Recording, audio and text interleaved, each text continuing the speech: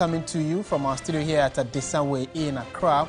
I am Martin Esiedudati. Coming up for the next 1 hour, we'll be giving you an update on many stories happening around the country, starting from the leader of the gang arrested by police for attacking the patrol officers in Axim. Now, he has been speaking and is dismissing claims by the police that they are robbers and actually are accusing the police of extortion.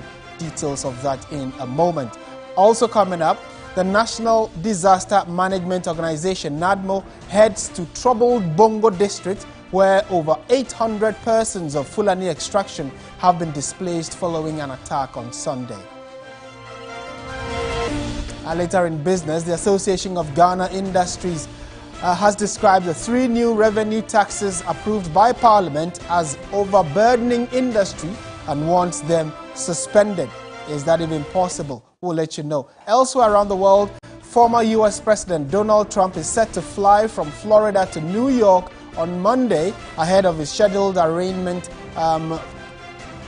related to hush money paid to a porn star in 2016.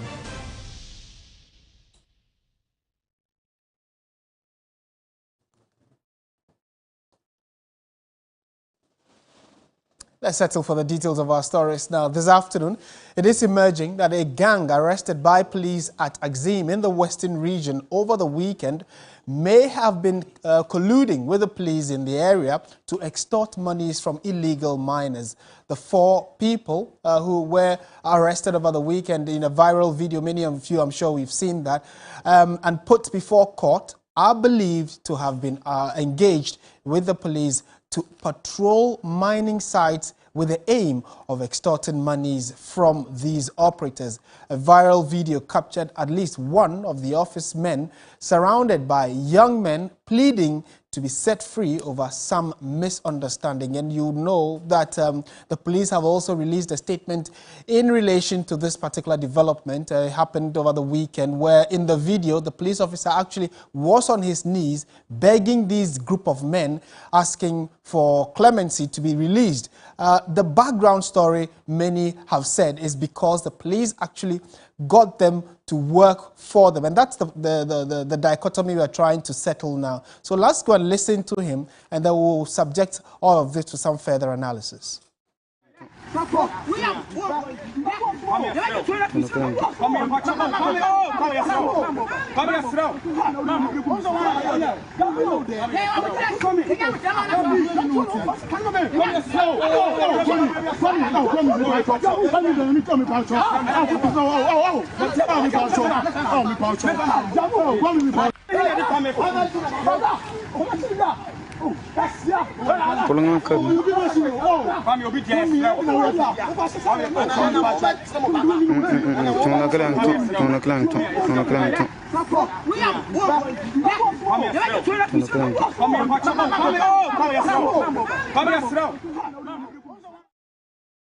All right, so that's the video. In case you may not have seen it, that's the specific video which has got the Ghana Police Service reacting and quickly have launched an arrest of those gentlemen who you saw in the video. About 4 or 5 of them have been arrested or currently in police grips. However, the leader of that group, or the gang leader as he's been referred to now, has also been speaking and says that it is as a result, or that confrontation happened because of some misunderstanding between them and the police, because in time past they've been working together, where the allegation or accusation is that the Ghana Police Service or the police officers there, employed them or begged their services to extort money from other illegal miners. Then they share the booty.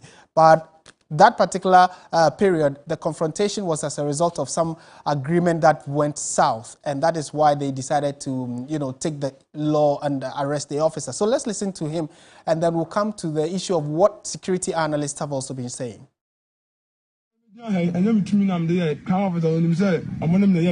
Police phone say attacking am my maso no tie sa video na utie no yebon say on beka say omonne me na ya adwuma nti say bia ne amenya abotre say police ni no won ma me tu a je nta ka chance won me na ya adwuma me menye police ni me she police atare o nso je nta wo police aba bush ya ma osika na fe o patch o say won ye na ya adwuma no de ya o patch on ya na tu na ye tu ne to no no sugu anu tu na o kasa Omo ka say Robin enya Robin bi obia de obia ni obetumi afrɛ so ɔmo na don be yi na no sɛ me ma ko wia we ana me ma ko fa we akɔfa sisi obi ba don't make us ya be Robin na de 12 be sin so agin bi sisi a me kwame me de me ho beba na de on person mo ye bi amo de anya me na be bi so ɔmo be frɛ sɛ me ma me yi ma no me beba be yi ma no cause me mo ko no da na me obia de etu ni pona ye kita sa 4 no enya ye dia police phone me say tu ne ko gigi was shot because me dia me obi e ton tu. Basically, what he's saying is that they work with the police, and those guns that were found on them when they were arrested are guns that they got from other illegal miners when they were asked by the police to go and pick them up or retrieve them. They have given money to the police officers, but the disagreement was because the police officers either did not share the money right with them, or definitely something must have gone on. That is why there was that confrontation. The latest is that the police is on top of the issue now. They've been arrested. He says those guns were with them, but he did not go out to buy the gun. He does not know where they sell guns, and so it was as a result of the operations they undertake. Security analysts have also, waded into the conversation, and they have lauded the decision by the police hierarchy to probe the claims of extortion. Dr. Adam Bona and ex-police officer and member of parliament for Wa West, Peter Tobu, say that the outcome of the investigation must be made public. Usually they would have recounted the arrest, but this time around, they recounted the arrest and added the bit of, the extortion allegation that has been alleged. And so as far as I'm concerned, let's see how this pans out. This time around, we seem to have a police that are not allowing the public, especially the criminals amongst us, to take the laws into their own hands and probably bully all of us into submission. There is no way we can totally, eradicate criminality in our society. The only thing that I think is happening is that probably the education, the advocacy is not going down well because we have come from a situation where in the past, probably these criminals might never have been arrested. We still have some young people or some people out there who still hold that view that the status quo still remains. What they don't know is that this time when you commit crime, if you willingly commit a crime, the police would willingly also arrest you. Referring that matter to the Professional Standards Bureau is in the right direction. When you conclude the matter, please come back to the public and let them know this particular matter that we're investigating. The police officers have been punished or they've not been punished. The suspect in court, this is the outcome. We want to follow the case to its finality, and I think that will be more professional. All right, so we'll be digging deeper to find out how all of this plays out in the coming days. The police, Ghana Police Service, say that they are also investigating us as a result of what exactly they are looking for and how all of this will play out. Trust us to bring that to you in subsequent bulletins. We're trying to engage the thoughts of Adib Sani, who is a security consultant himself, on this development, and then find out, especially in the war against Galamsey, especially in trying to make sure that the relationship between civilian and the police, is further enhanced. How do we manage this situation so that if even civilians have information, credible information for that matter, they can, work with the police to get them or give the police tip-off or information on how they can arrest these culprits or perpetrators. It's a very kind of murky situation, but we'll try and unpack it all for you in subsequent bulletins if you do get the resource individuals who have agreed to speak to us on it. You're still watching Midday Live on TV3, so we might shift our attention to some other stories this afternoon while we see if we can still make a connection to Adib Sani, who is our security consultant that we have agreed to speak to.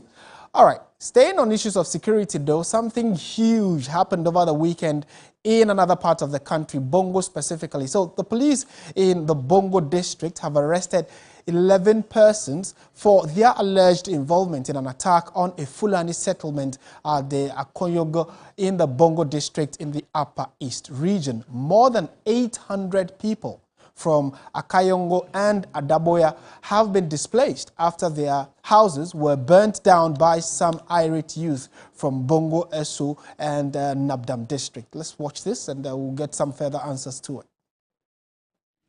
The 11 were arrested following preliminary police investigations into the attack No single Fulani hut was spared by the irate youth of Bongoso, and more than 2,000 cattle are reported missing after the raid. The incident is suspected to be a reprisal attack. Eyewitnesses claimed the burning of the Fulani settlement was as a result of an alleged assault on a man from Bongoso by Fulani herdsmen. A day after the Bongo attack, another youth from Nabdam had also attacked the Fulani settlement for reasons yet to be known. The district chief executive for Bongo and NADMO official have meanwhile visited the area for an assessment of the damage caused. As a district, we are calling on people to help us, but we have brought relief items and have moved them to the chief's house, which is a chief that has been skinned by the paramount chief to take care of the people that lives around here, to give them refuge. Rita Atanga called for calm as investigations are ongoing to ascertain the cause of the attack. Calm has since been restored after the District Security Council visited the area. The District Security Council has intensified investigations to ascertain the actual cause of the attack on the Fulani settlements. We're staying on this subject, a very disturbing story where, like we told you, 800 settlers have actually been displaced as we speak. Rita Atanga is the district chief executive for the Bongo district and has joined us via phone for a quick update on this. Rita, good afternoon. Thank you for your time. Thank you, too. And good afternoon to your listeners and viewers. Right. Can you give us a brief background as to what exactly led to this recent attack where a number of people have been displaced and several houses burnt? What happened? Yeah. It happened when a native of Bongo Soin was being robbed by his motor by some alleged three Fulani men, and then it led to all these troubles. He said he was caught at a gunpoint, and then they took away his motor and then money and a phone, and even broke his leg. They were contemplating if they should kill him or break his leg, and finally they decided to break his leg. And then it led to this. And apart from that, there have been some issues with the Fulani men, with the natives who farm around that area because of their cattle always going into their farms. And so the gentleman who was allegedly stopped by these supposed Fulani men, end of story, his leg was broken, he was attacked. Is he the one whose group of friends and irate youth went to the Fulani area to burn the place? Is that the suspicion? That we cannot tell for a fact. But as DISEC has gone into the matter, it's with the security. So we are waiting for the report from the security, because we don't know where it came from and the people who attacked them, even though some arrests have been made. But the police is yet to come out with the findings. Right. So this gentleman in question, do we know his whereabouts? Yes, he's still at the hospital. Okay. And how frequent do you have these kinds of reports about, residents and Fulani misunderstandings? Is it a regular occurrence? No. Since I came to office, this has been the first incident that has taken place there. Right. So what kind of assistance are you giving the displaced individuals? And with the houses and the kind of attack that happened there, did anybody die? We're told about in excess of 200 cattle have also disappeared. What do you know about that? Yes, we don't know the number of cattle that has disappeared, but when I spoke to the people that have their cattle with them, some reported that they have found some and yet to find some. But I haven't been able to check on that because yesterday I was there, but I didn't meet them, so I couldn't make the inquiries on that. Oh. And then there are sheep and goats as well. So we are still working around to know how many and then where we can find them, or if only maybe the Fulanis have taken them across. Okay. Right, and finally, before we let you go, Madam Rita Atanga, what you went there with some security officers. What timelines are you working with? How soon do we expect to hear something from you in terms of either arrests or assistance for those displaced? What information can we wait for and when? Yes, DISAC is meeting tomorrow again so that we get to know what has come out from the police. And again, we have spoken to NADMO, and NADMO is giving us some relief items again today, which will be taken to the place, which are blankets, backers, plates, and some maize and other things. So we'll be visiting the place today again with relief items from NADMO. What we took there was from the assembly. Okay. Right. So today we'll be going there with NADMO. And then the regional minister too is involved in it because he's thinking of how to get them back to their homes. So he said he would contact the NADMO director and see if they can get some zincs or this thing for them to re-roof their homes and get back. All right. Rita, thank you so much. Rita Atanga, who is the District Chief Executive of Bongo, thank you so much for making time to speak with us. Briefly, she's just saying that some assistance is being put together to give to those displaced. And clearly, this is, an act that needs to be condemned, especially the attack on the individual that led to these reprisals where houses have been burned, cattle or livestock have also disappeared. People's lives have been, influenced by this unfortunate incident. Let's find out also from the General Secretary of the Fulani Association Worldwide. They have also been commenting on this development. Why does it seem as though anytime there is some kind of attack like this, the Fulani people are easily the target of persons that are blamed? And is it true, or even if, is it true that these are activities of Fulani headsmen? We'll try and get some answers for you relating to this when we get to speak to the General Secretary of the Fulani Association Worldwide on this. And if you are also within that catchment area, do let us know what your thoughts are. We'll be happy to hear and then reshare or get the police to also give you some assistance if it is required. We're staying on issues of security though. So I'm told that Yakubu Musabari has joined us. Mr. Musabari, good afternoon. Thank you for joining us on TV3. Good afternoon, Martin. Good afternoon to your viewers too. To start with, have you been able to get in touch with your fellow countrymen in Bongo, and what information have they given you? Are they okay? Are they all right? Okay, with the intervention with the reset, day before yesterday and yesterday, I think the place is calm. But it's unfortunate incident that happens, being that an indigenous who went for fishing was found with a broken leg. And allegedly, Fulanis attacked him. And then all that communication went and they started attacking all Fulanis within the community, even in the market. And the said day, about 10 Fulanis were attacked, beaten. 5 were even hospitalized. And this is an unfortunate thing.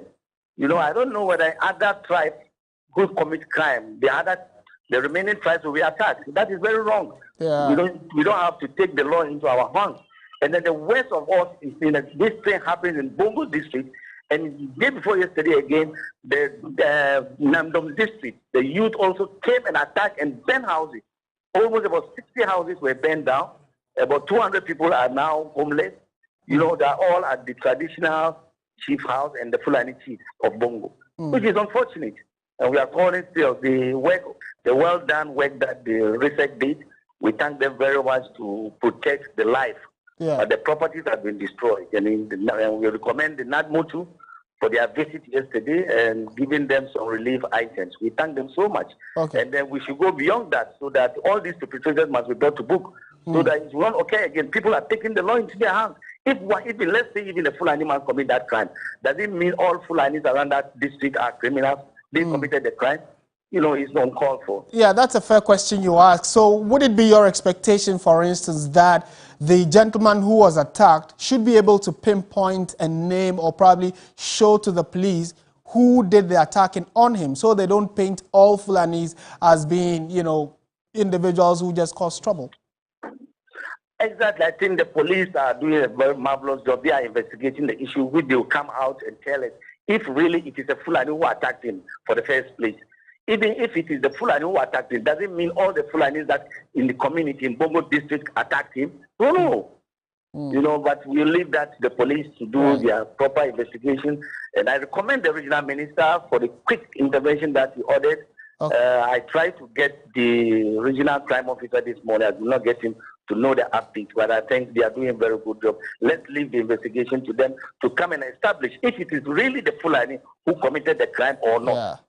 All right. Mr. Barry, thank you so much. Certainly, it's a very fluid situation. We'll be falling back on you for an update regarding how all of this is playing out and the safety, especially of all citizens within the catchment area of Bongo and its surroundings. So it is not safe or wise to attack a group of people if a section of them are committing crime. That's the point he's making.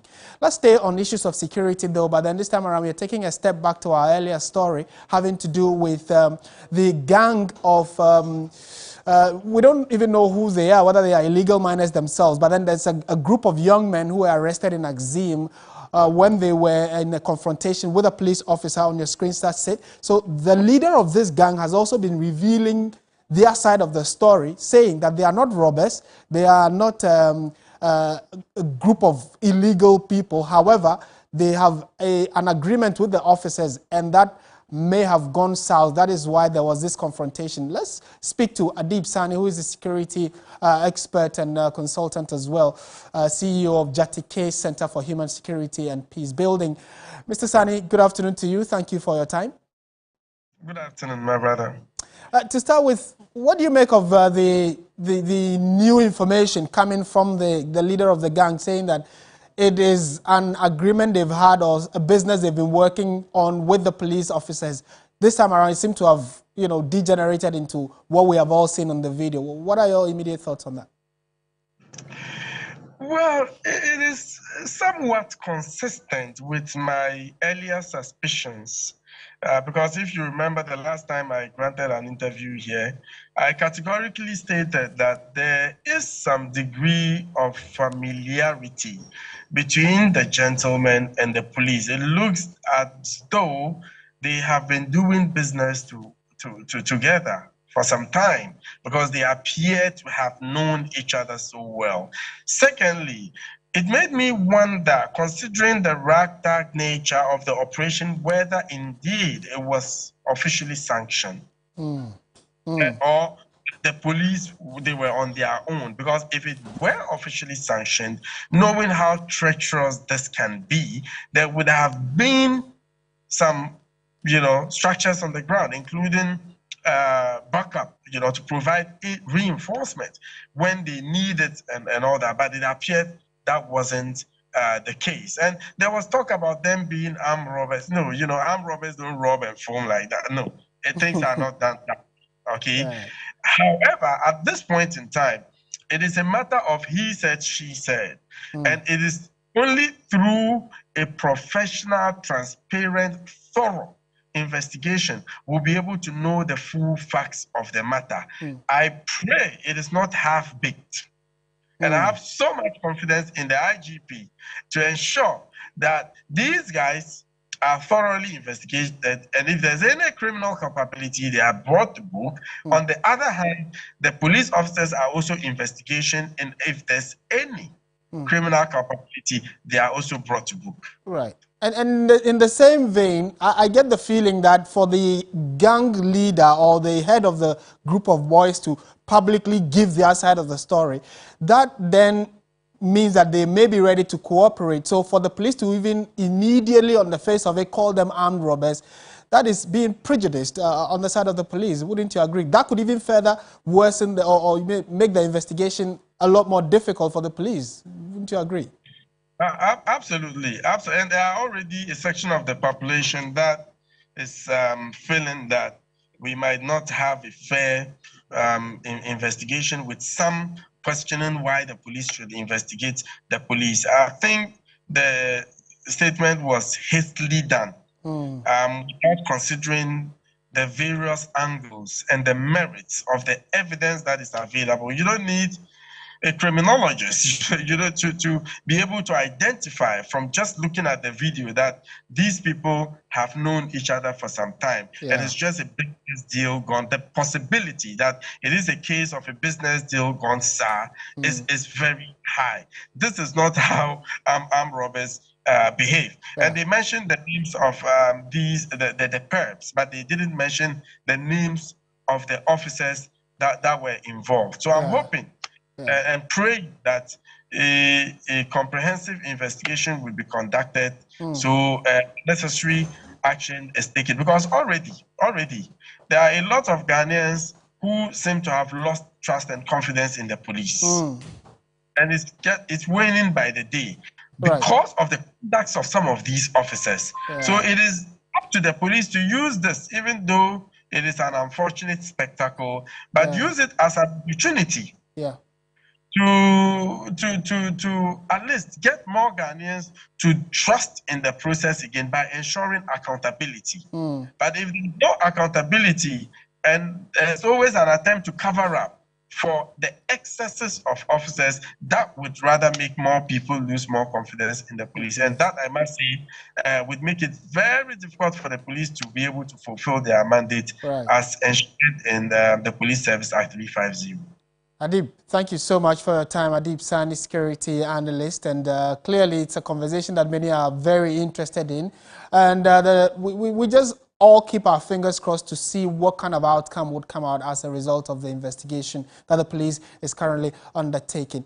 Thank you very much again, Adib Sani. You're still watching Midday Live on TV3. We're taking you now to Parliament, where they are on recess, but before they went on recess, huge controversy and conversations out of the House of Legislature, where, for instance, prices of beverages, fruit juices, and alcoholic drinks are expected to go up following the passage of new revenue bills by Parliament. The House last Friday passed the Excise Duty and Excise Tax Stamp Amendment Bill 2022, the Income Tax Amendment Bill 2022, and the Growth and Sustainability Levy Bill 2022 under certificates of urgency to help government's effort to raise more than 4 billion cedis annually. The three tax bills are said to be vital to enhancing Ghana's chances of securing a $3 billion bailout from the International Monetary Fund. President Nana Addo Dankwa Akufo-Addo is expected in the coming days to give his assent to the bills to become law to pave way for its implementation. And the concern really is that government says that this is a necessary evil. Businesses and, the private sector specifically, most institutions are asking or saying that this is going to further burden business and then, those who are trying to make ends meet. This is going to be an extra hurdle for them to cross. Let's find out when exactly this is even going to take off and who is directly or indirectly affected. Joining me in studio now is Sani Abdul-Rahman with 3 Business. Sani, good afternoon. Thank you for joining us. Good afternoon, Martin. Even before the passage, many were talking about how much of an impact this is going to have. But first of all, talk to us. Do we know when it is going to be implemented fully? Well, from our indication and sources from the Finance Ministry who are kind of leading this process, the bill which was passed by Parliament has been forwarded to the desk of President Akufo-Addo to give his assent to pass it into law. As at the time we are coming in studio, we do not have any indication as to whether President Akufo-Addo has given his assent to pass this into law. So, but we are fully aware that the process has started from the side of the President, and any moment from now we should expect an announcement or a press statement from the Presidency indicating that this has been passed into law. We would want you to take us through the specifics. What are we paying? Who is paying how much, and how much is government expected to generate from these 3 revenue bills? Well, with the excise duty, we know government is imposing some 20%. It's also called the sweetener tax, because that essentially is going to tax beverages. We've heard from the Beverages Association also kicking against it. And also e-cigarettes, which of course has become common when you go out now. And of course also, essentially they are looking at more or less ensuring that they would rake in some 400 million Ghana cedis from this excise duty amendment bill. This is no longer a bill because it's just waiting for the president to give his accent to that. We know of the growth and sustainability levy, which is also targeting mining companies, oil and gas companies, those in the telecommunications space. They are paying 5% before 5% of their profit before tax, and that is helping government to generate some 2.2 billion Ghana cedi in that regard. In the same bracket, you have mining companies and oil and gas companies who are also going to pay 1% of their gross production. So they are not talking about their profits before or after tax, but whatever they produce, they are going to pay 1% of that to the government. They have been resisting. They are asking government to reduce it to 0.5 instead of the 1%, but that has not been agreed, and the bill has been passed into its original form. We know of the income tax amendment bill, and that is specifically looking at those earning higher, not you and I. We know the baseline has been 4,800 cedis thereabouts. If you are in that bracket, you will not be affected by the amended income tax bill. But those earning higher, of course, they will be paying when it gets to this specific new tax measure. So you find a lot of CEOs, those earning higher, has been agitating. They want this to be looked at because essentially it's going to affect their income at a time when the economy is going through some level of stress. So largely, if you look at the taxes on the screen, there have been some sort of wide agitation and resistance from the expected payers. And government said it's part of the prior actions to get the approval of the International Monetary Funds Board, and they can't do anything about it. Sani, thank you so much. Certainly, this conversation has just started, and you know, as to when exactly it will start affecting our pockets, we all would have to keep our fingers crossed and wait and see. Thank you very much, Abdul. Sani Abdul Rahman is with 3 Business. You're still watching Midday Live on TV3. We're taking a quick break. We'll be back with the latest in the world of business, sports, entertainment, all for you.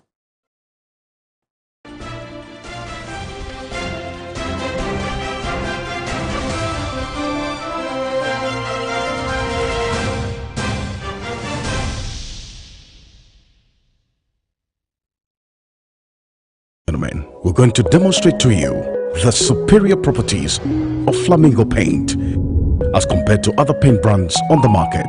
We take equal quantities of Flamingo paint and this ordinary paint. We then dilute them with water. And now let the test begin. The gentleman on the left is going to apply the ordinary paint, and the gentleman on my right will use the Flamingo superior paint.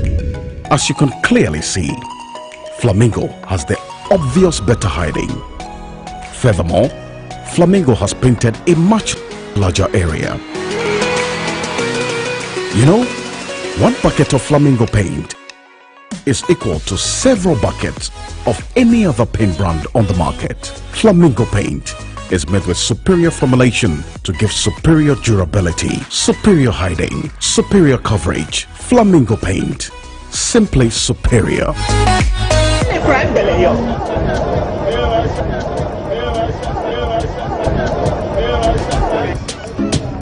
Open your eyes. People fall and they rise. Make you no worry about the things you know we change, the things you know we do today. You go do them tomorrow. Wow, this girl's got talent.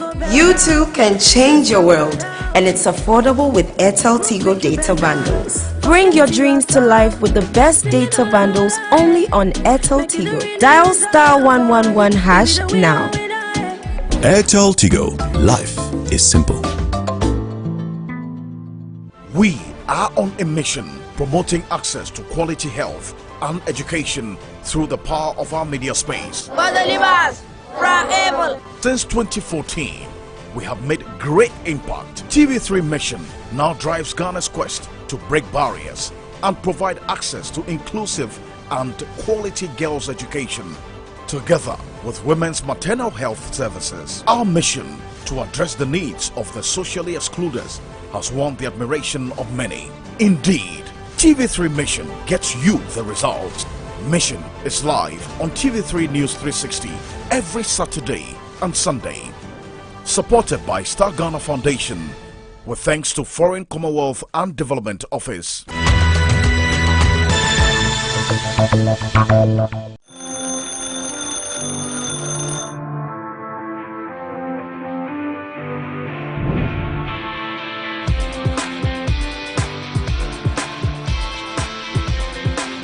You are a major stakeholder in nation building.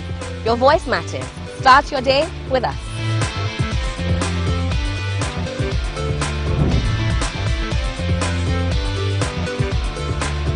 We simplify the conversations, break down the jargons and technicalities. We keep you well informed throughout the week. Start your day with us. Knowledge is power. We put you in the know of the happenings in Ghana and the world over. The main reason why you need to start your day with us. We give the leaders the mandate to govern our affairs. We have a responsibility to hold them to account. It begins here. Start your day with us. Good morning, Ghana, Africa, and the rest of the wonderful world. Welcome to Sunrise on 3FM 92.7. Start your day well informed. Start with us on Sunrise on 3FM 92.7. Catch the all-new Sunrise Morning Show with me, Johnny Hughes, Helen Apiampofo, William Asiedu, and Noble Crosbyan. Weekdays from 5:55 a.m. to 10 a.m. only on 3FM 92.7. Your urban lifestyle radio. When the sun rises, there is hope. While this hope lingers on, the citizens look up to the government, the economy, the national development agenda, and everything in between. On Ghana Tonight, it's our utmost priority to bring you insightful conversations on the economy, break down the biggest issues while setting the agenda for transformation and national development. The big and important stories are treated from the human interest angle, while the facts and the figures are painted with precision. So now, let's cut the convention and start the conversation here on Ghana Tonight. I am your host, Alfred Okamsi. Ghana Tonight shows Monday to Friday at 10 p.m. on TV3.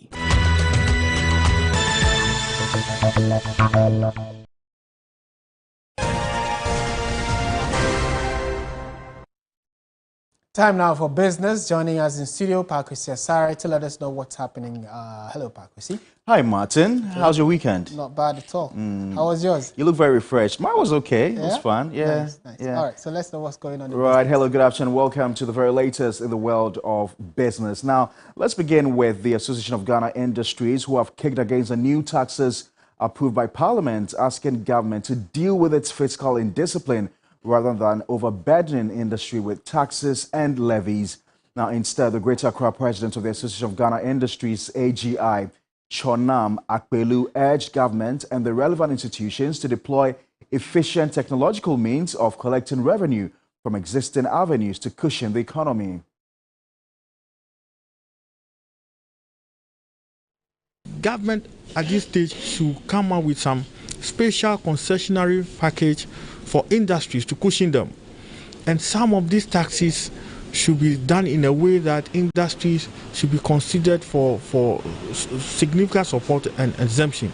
It's rather important for government to deal with its own fiscal issues as opposed to transferring all the issues to industry to bear. So for us in industry, at this stage, we can only appeal to government to really take the matter affecting industry as a matter of urgency and ensure that steps are taken to mitigate all of these and put industry in a path that allow for continuous employment and growth. Elsewhere, government exceeded its treasury auction target by more than 21% last week, raising nearly 1.6 billion cedis. This was after the treasury missed its target during the previous auction over uncertainty surrounding Ghana's external debt restructuring at the time. Now, the following report has more. The government significantly reduced its weekly auction targets after investors finally reacted to weeks of huge drop in yields. Last week, the government targeted to raise 1.3 billion cedis, but received bids totaling 1.6 billion, marking a marginal oversubscription. The Treasury, however, accepted nearly 1.6 billion cedis. The money market has seen huge drop in yields from the 35% levels to an average of 19 across the bills as the government normalizes the rates. After missing its targets 2 weeks ago, the government has revised down by nearly half. This week, the Treasury targets to raise 1.7 billion cedis. Analysts expect investor appetite to remain strong as the market is awash with liquidity due to limited investment options. Meanwhile, lead researcher at GCB Capital, Courage Boti, says monetary tightening by the Bank of Ghana to mop up excess liquidity would affect patronage of treasury bills. He was reacting to the latest week's auction results. At this auction is not as significant as we are used to, and I think that is largely due to the liquidity tightening following the 1.5% increase in the policy rate last week Monday.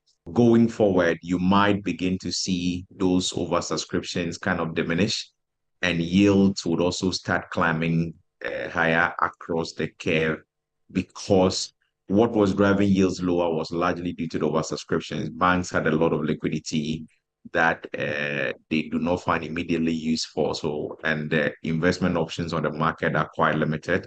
The week coming, the government is expecting to raise some 1.76 billion on the auction. I think largely they'll get that target, but it's slightly higher yields than we saw this week. Now, an estimated $5 billion is added each year to the cost of intra-Africa currency transactions, according to the International Monetary Fund, increasing the cost of doing business for the Africa Continental Free Trade Area to be successful. A fellow of the Chartered Institute of Economists Ghana, Dr. Wolanyo Mensah, has suggested that the African Union comes up with a single currency for the continent. As of 2017, about 12% of intra-African payments were cleared within the continent, according to the Society for Worldwide Interbank Financial Telecommunications, SWIFT, with fees charged. The rest are routed through overseas banks in Europe and North America, and also come with charges. As a result, an African currency must first be exchanged for dollars, pounds, or euros, and swapped a second time for a different African currency. The volatility of African exchange rates worsened the situation. A fellow of the Institute of Chartered Economists Ghana, Dr. Wolanyo Mensah, notes a single currency for the continent is crucial for the African Continental Free Trade Area. I believe it's time that we should rather champion the currency, because the currency drives trade and industry. It's time that our leaders, especially the African Union, should consider rolling out a policy of one currency for the continent, and that is really going to play a pivotal role in sustaining the African Continental Free Trade, and which I am much more interested in seeing Africa become an independent continent on its own. To deal with the multi-currency challenge, the Pan-African Payment and Settlement System, PAPS, a project of the AFTA Secretariat and Cairo-based Afri-Exim Bank, which specializes in trade finance, was set up. PAPS removes the need to convert African currencies into dollars or euros before swapping them for another African currency. The system is to link African central banks, commercial banks, and fintechs into a network that would enable quick and inexpensive transactions among any of the continent's 42 currencies. PAPS still faces hurdles, as central banks at the heart of the system will have to reconcile differences in national regulations, infrastructure, and oversight systems. That's it for the very latest in the world of business. Remember, for more business news stories, just go to our website. It's www.3news.com and read some more.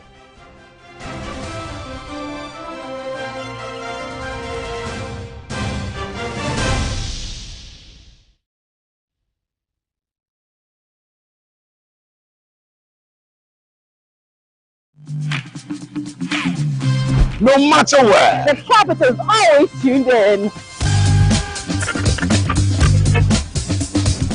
In their offices. You actually say it before, right? Yeah. Oh, okay. In their retail centers.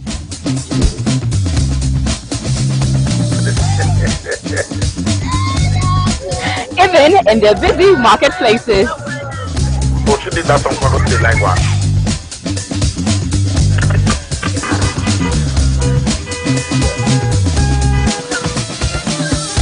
And in their cars.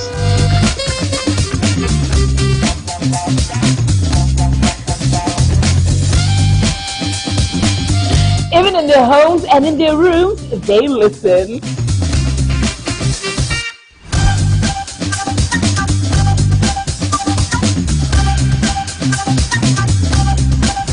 The capital is always tuned in. Yes, we run the city. Here on 3FM 92.7. Your Urban Lifestyle Radio. Join Giovanni and AJ Sapon on 3FM Drive 92.7 Monday to Friday from 2 p.m. to 7 p.m. We run the city on 3FM 92.7, your urban lifestyle radio station. It was my pleasure to honor a woman who has opened her doors to hundreds of vulnerable children over the years. Loves me. A woman who is a true inspiration, a woman who is a national hero. I want the best for you as your mother. Amen. A woman by the name of Mary Love. My honor to award you with Community Builder of the Year. I've done everything you've asked. Everything. I know what it is like to grow up without love. Thank you. No one will stand in my way.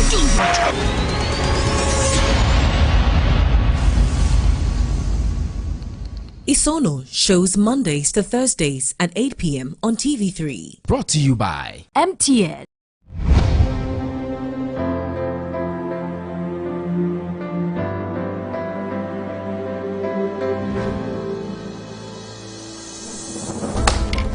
Hello.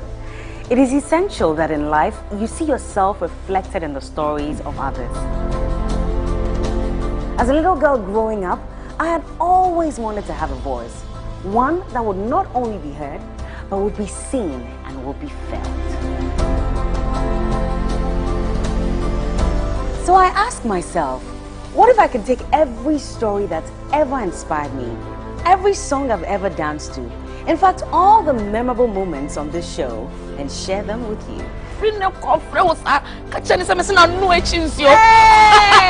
N-E-L-I-A. No, that's correct. Who needs to step up? Designers.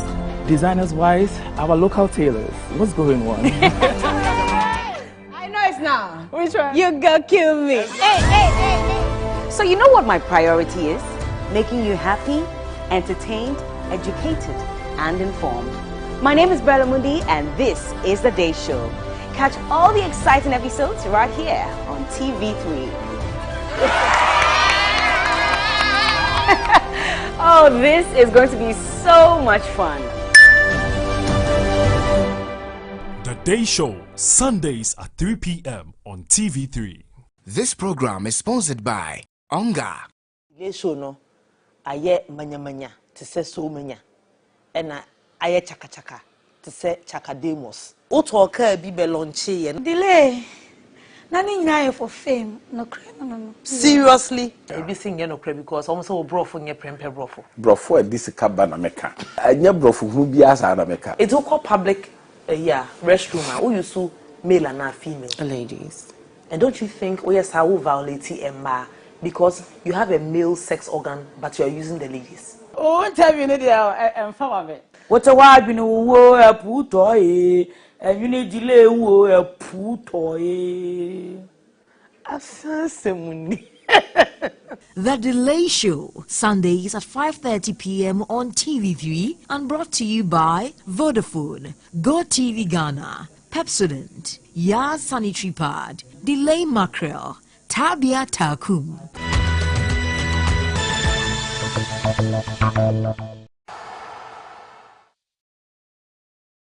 Time now for sports. Joining us in studio, Reku Ampofo with the latest. Hello, Reku.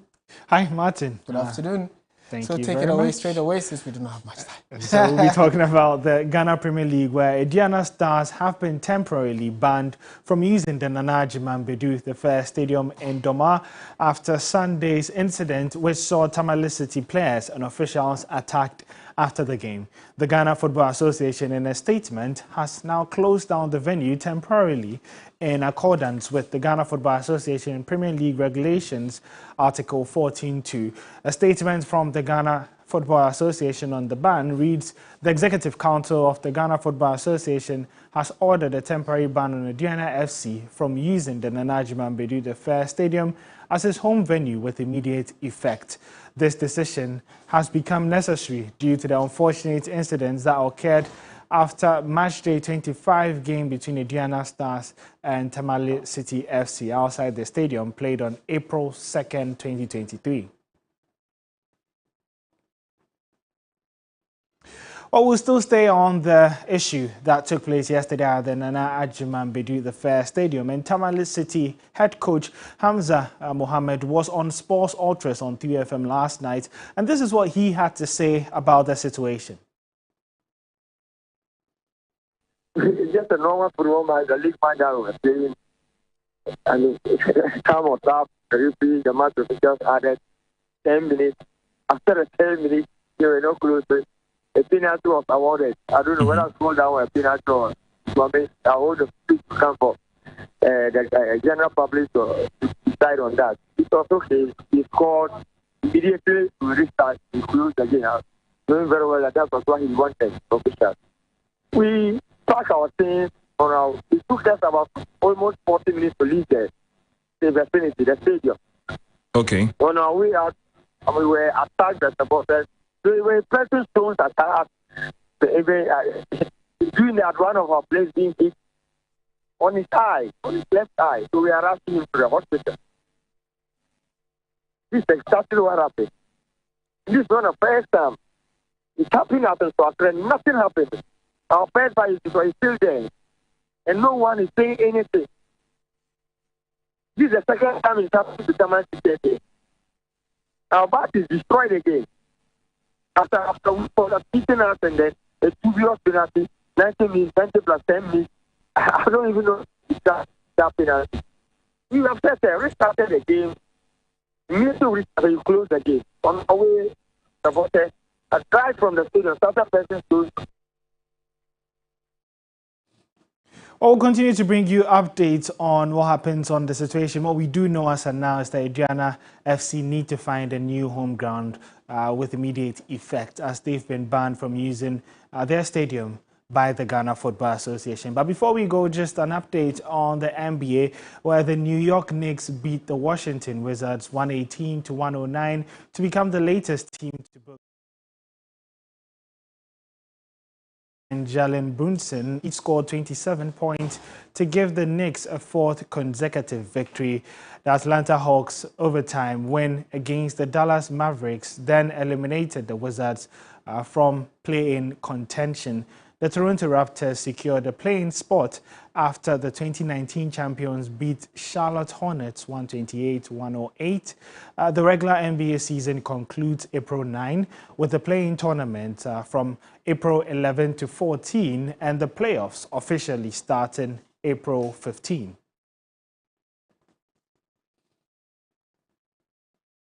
Well, that's how we wrap up the sport here on Midday Live. My name is Reku Ampofo. If you're after some more sports stories, you can follow us on social media at 3SportsGH.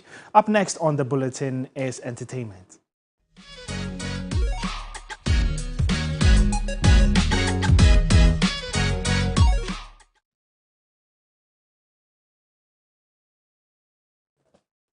All right, so that's our cue for the latest in the world of entertainment. Hello, Ajua.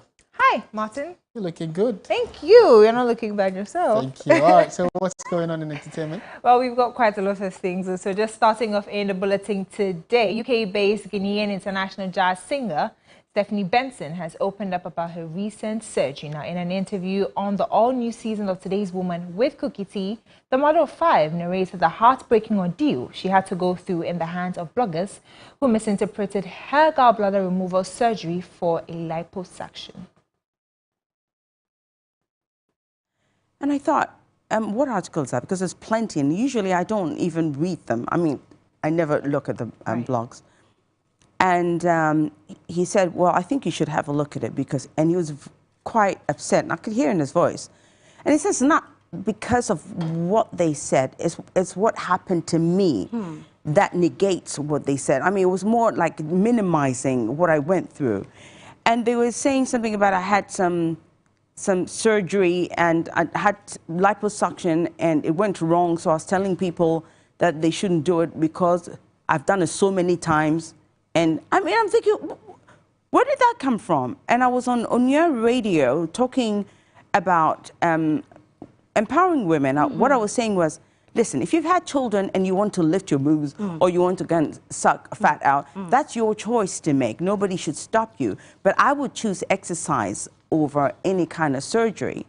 And yeah, so for them to just make up some story that didn't happen was I think it was so hurtful because the pain I went through going through that surgery, it was a standard, gallbladder removal surgery, and the doctor made a mistake and punctured my pancreas. So then I got pancreatitis, and you know how bad that could be. Right. And I just couldn't eat. I was on, IV painkillers, like they were just injecting it straight into my veins, because the pain was just so much that they had to do that. So I was on 24-hour, watch.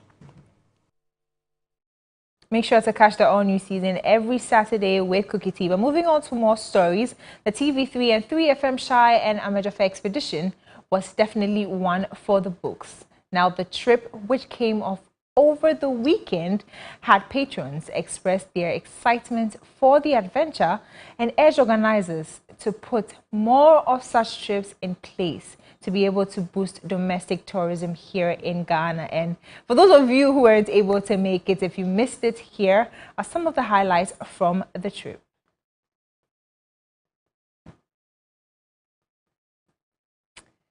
Well, we're just bringing you some highlights from the weekend. I mean, were you able to make it? I couldn't make it, but you wanted to? Yeah. And I saw some of the images and pictures of yes. A lot of the patrons who were on it. They were all excited. Exactly. I mean, I took a first trip there, and then I did a promo video. It was beautiful. Yeah, and the I sceneries think and all we that. need to encourage a lot more people to definitely travel around Ghana. We have so many beautiful places, and I'm making it a point that the next TV3 you are or going to be there outdoor event, we have to be there and support. Also to learn for ourselves the stories, the history, the culture of a number of these spaces is always beautiful. Our website has pictures. It has all the pictures and has all of that. I mean, earlier today we even spoke about it on New Day. So sorry we couldn't bring you those highlights, but definitely in the subsequent bulletin we'll be bringing you that. And oh, great! There you go. So enjoy some of the highlights from the trip. All was set to take off for the Amajofa and Shy expedition as the team gathered at the premises of TV3 on Saturday morning. Per the roadmap, the first port of call was the Shy Hills Resource Reserve.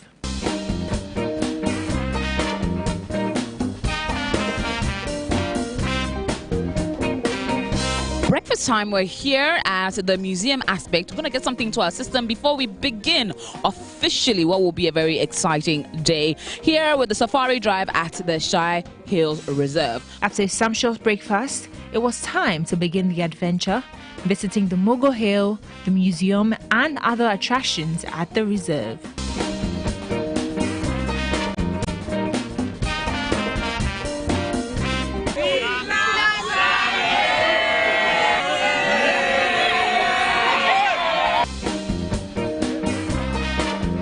here currently at the Adome Bridge, built in 1955 through to 1956 and unveiled by Dr. Kwame Nkrumah. We're going to be making that journey across the bridge and heading into the Volta region proper, where we'll be going to Amejofe and our last big activity going up to Mount Gemi, and as well checking out the Oti Falls, and finally that canopy walk. From the Adome Bridge, Mount Gemi in Amejofe was the next destination. Well, that's how we wrap up on entertainment here on Midday Live. My name is Noel. I'll be handing over to Martin now. All right, thank you very much. Our website 3news.com has details of all these stories and more. And just before we bounce out, in the international front, former U.S. President Donald Trump is set to fly from Florida to New York on Monday. In fact, today he probably is on his way already for his scheduled arraignment related to hush money paid to a porn star before the 2016 elections. You can get further details of that also on our website, 3news.com. That's it for the bulletin. I am Martin Esiedudate. Have a very good afternoon, and as always, stay positive. Bye for now.